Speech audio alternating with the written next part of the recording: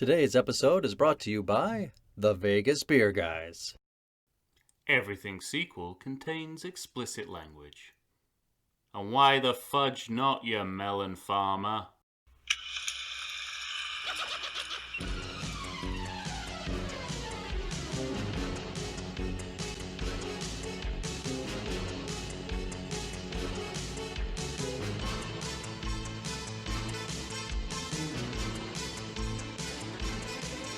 Hello and welcome to the Everything Sequel podcast. This is a mini-sode. We are going to pitch a sequel today to one of the single 90s movies. My name is Michael Shantz of the How Dare You Awards. With me is the sequel master himself, Tom Stewart.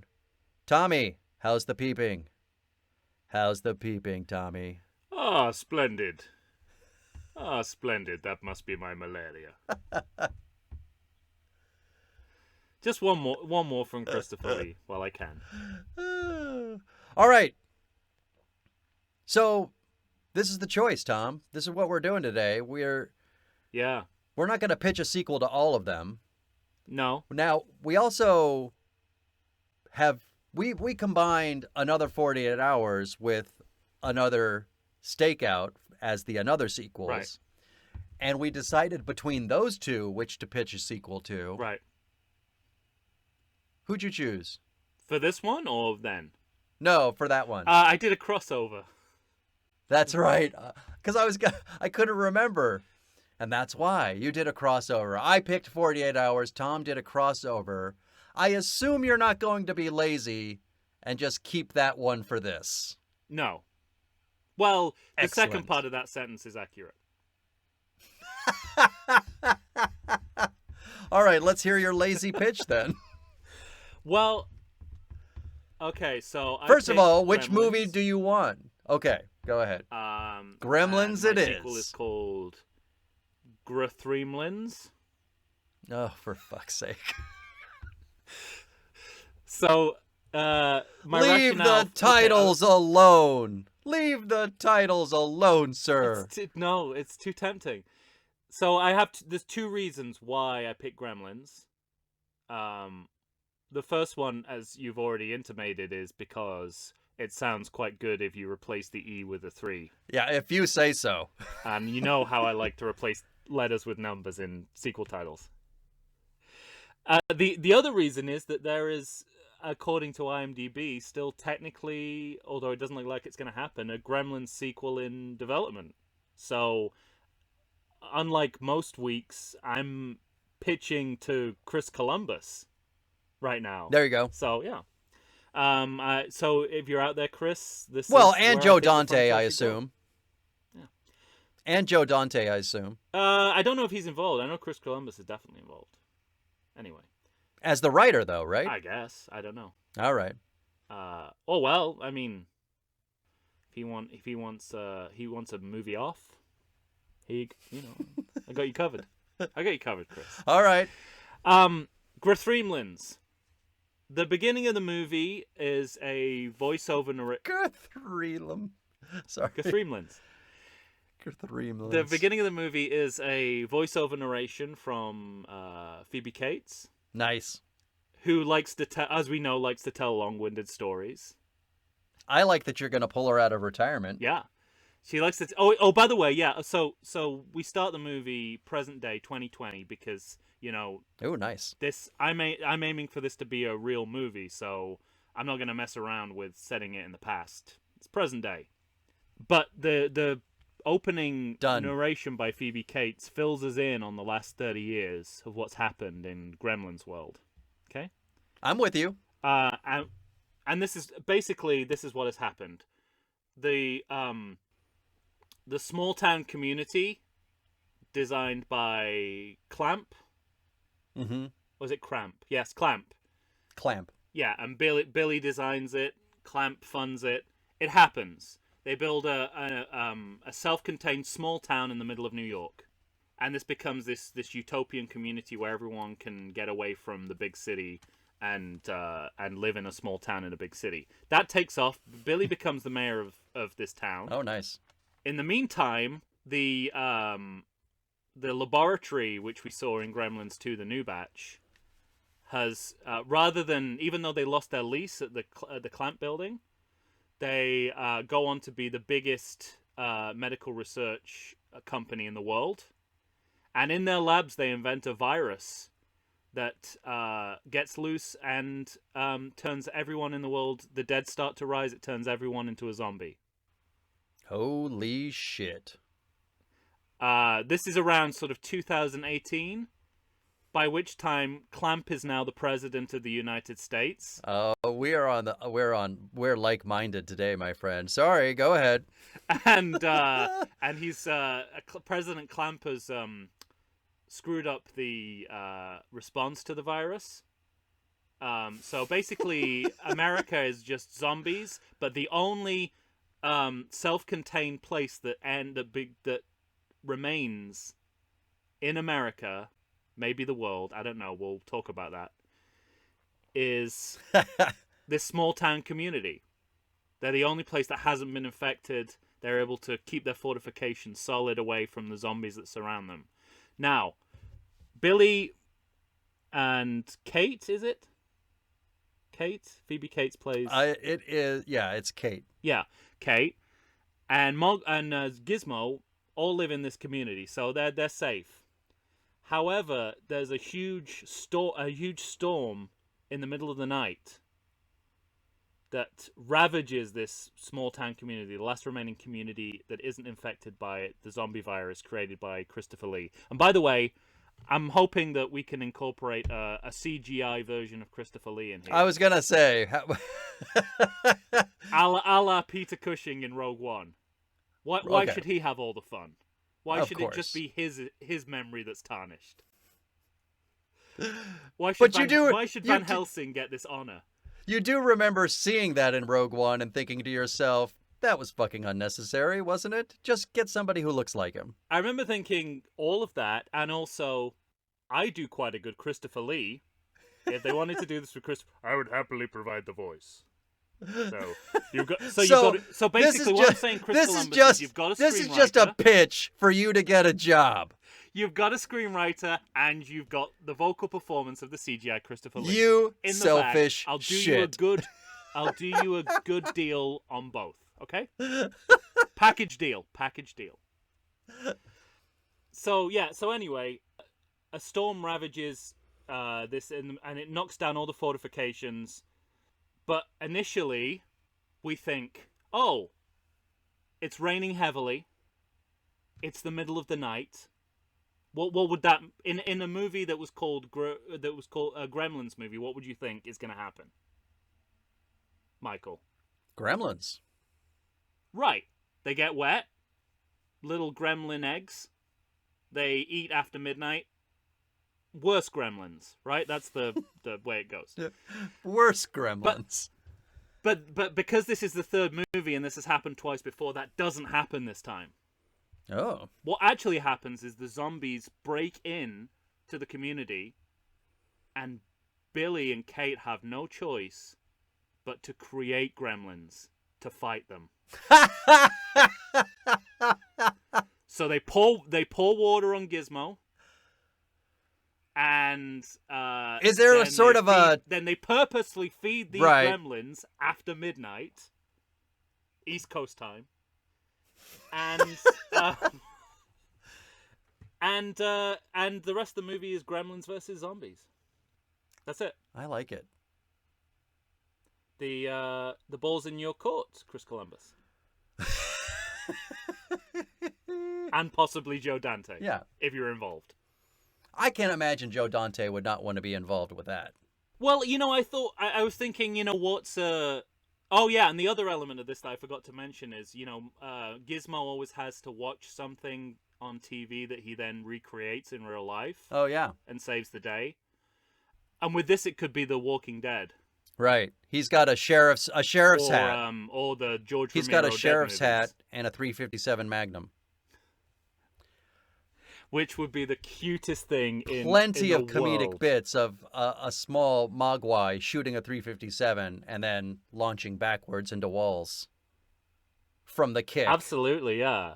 And there can be like one of the gremlins can be Daryl with a crossbow and a kind of Negan, and one of the worst gremlins could be like a Negan, have a a barbed wire bat bat. like Negan. Fantastic. Well, anyway, there you go. Lots of possibilities. If you can't get the rights to Walking Dead, then maybe we'll do the Romero films. Call me.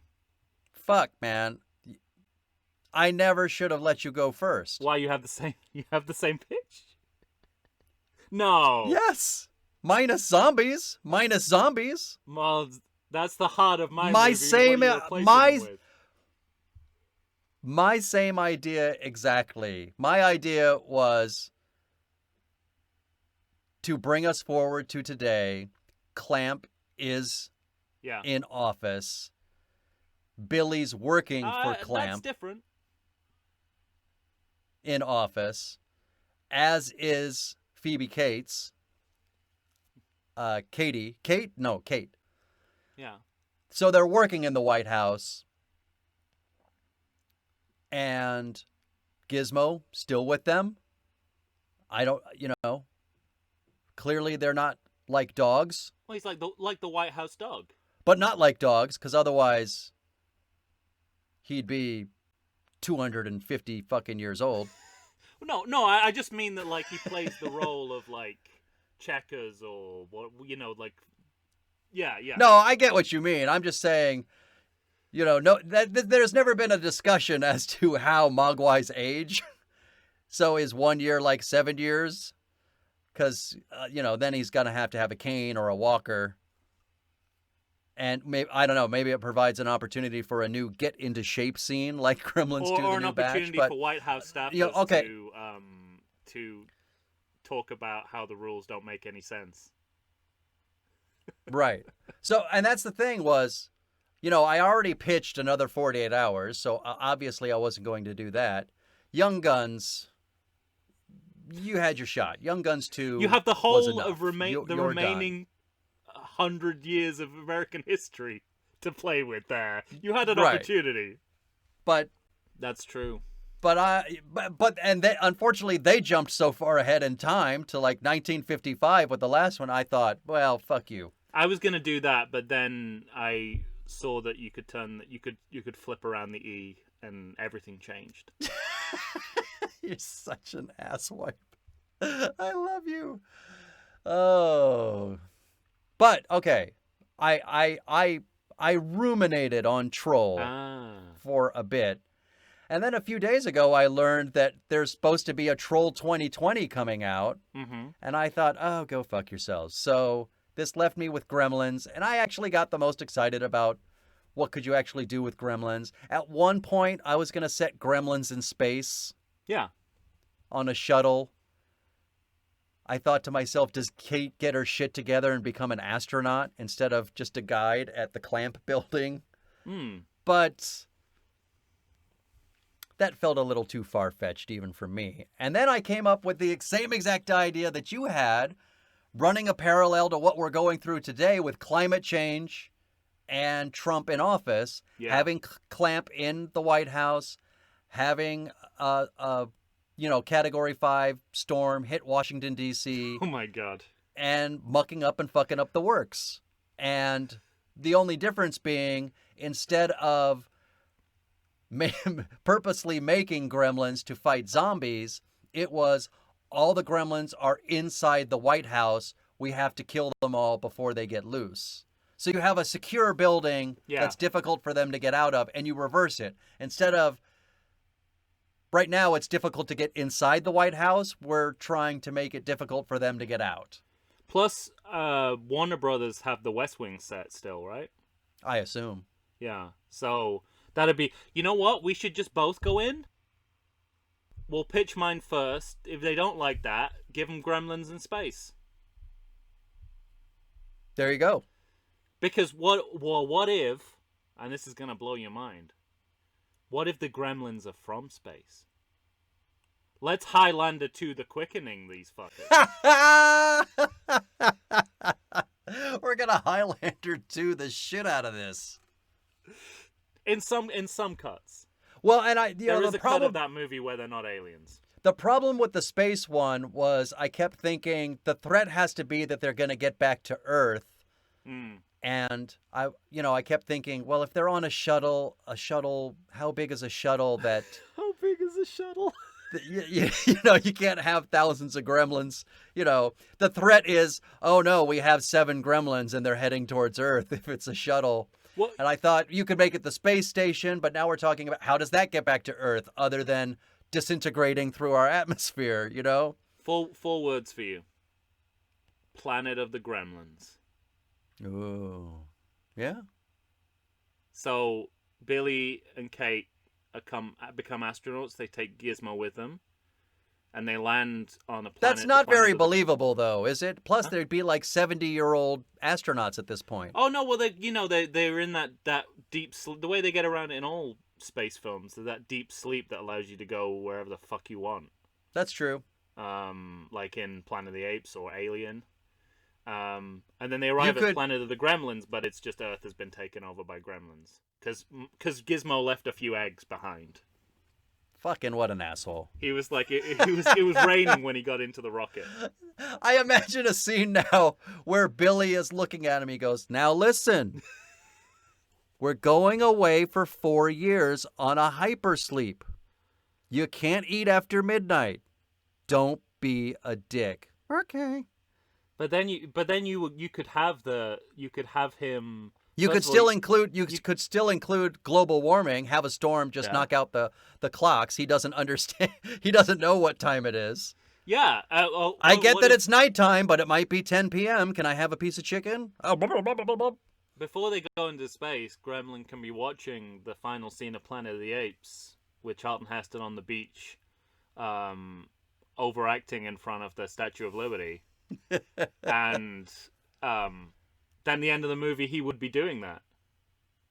Right. And how cute would that be? Little Gizmo and the big Statue of Liberty?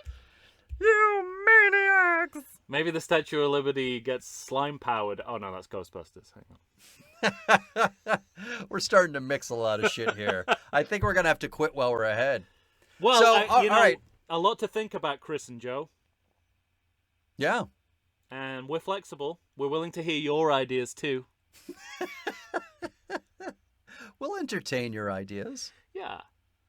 But I just think it's funny that we mind melded on this one. We had 4 movies to choose from. We both chose the same movie and chose the same movie. Except one added the element of zombies. But it was the exact same movie. I mean, I think that, it speaks to the necessity to update the Clamp persona to include the updates to the Trump persona. Right. To go to the logical place where the world went. Right. Because the world didn't go to a logical place. Yes. I'm talking about our fictional world going to the only place it can based on the batshit craziness that happened in the real world. Right. But, I think there's an overarching feeling watching Gremlins 2 now that Clamp gets off the hook, even though the character as imagined here is a much more sympathetic character than Trump was even then. Correct. He's still shouting for the Central Park 5 to be executed, at that point. Yeah, and apparently he's a racist landlord still at that point. Correct. And I just learned the other day that apparently systemic racism doesn't exist. Yeah, well, there you go. He announced that. That's why you watch the RNC, to learn these things. Holy shit. So I think that was probably it's important to note that people are probably going to hear this after the election. That's true. Holy shit. So, well, I mean, you can. Well, should we do like a double end? Should we do then an alternate ending? So we'll either sign off by saying, right, yeah, well, we don't have to worry about any of that anymore, or it's the beginning of the end. Yes. press 1. For this So, option, press 2. So, right. Based on what happens in November, a possible ending for your movie is the Gremlins are supposed to battle the zombies, but they decide to join them. Okay. And both of them turn towards us. And the world just gets eaten. Yeah. But if the Democrats win in November, then the Gremlins, then the Gremlins destroy the zombies, and then, in a bit of self-sacrifice, destroy themselves. Yeah. What happens if the Democrats win but they don't get the House? What do we do then? Then the Gremlins destroy the zombies, but then turn on us. But any ending we do should still have the a la the interspecies wedding at the end of Gremlins 2. We should have a Supreme Court that is just Gremlins. Oh, Tom. So whatever happens in the course of any of these movies, it will end with a Supreme Court of Gremlins. That goes without saying. Maybe we should lead. Maybe we're burying the lead when we have our inevitable And movie yet, with Chris Columbus and Joe Dante. And yet, you said it. We go. Okay. Just want to let you know, before you hear these pitches, the movie will end with the Supreme Court of Gremlins. And he'll be like, let me stop you there. Get out of my office. I love it. No, I disagree. He's going to say, I'm going to stop you right there. I fucking love it. Greenlit, go. By the way, I can do the voice of Christopher Lee. Fucking A. Tom Stewart, you're on. I mean, I can, let me just say, I can do the voice of Christopher Lee as well as the guy who did the voice of Peter Cushing in Rogue One. Go. Director Krennig. Oh, that's Peter Cushing. That's the guy. That's CGI Peter Cushing. Right, of course. So CGI Christopher Lee would have to be the right tone, but entirely the wrong intonations. Well, if anyone is the man to do it, it's you, my friend. If anyone can misjudge that vocal performance, it is you. All right, ladies and gentlemen, let us know. Did we pick the right movie? Would you have picked a different movie to make a sequel to for the single 1990 sequels? Did that make sense? Single 1990 sequels. Every time you say that, I think of like a late night phone line. Right. Like an infomercial. 1990 singles. It does sound like something that should be manned by Corolla and Drew Pinsky. Talk to singles from the 1990s that you want to talk to. All right. Let us know, ladies and gentlemen. Facebook, Twitter, Instagram. We're there. Find us at everythingsequel@gmail.com. Tell us which movie you would have made a sequel to. Tell us, ours are essentially the same. So if you have a different one for Gremlins, let us know. Yeah. That's it for our mini-sode. We're pitching a sequel. We'll see you soon. Say goodbye, Tom. Goodbye. Perfect.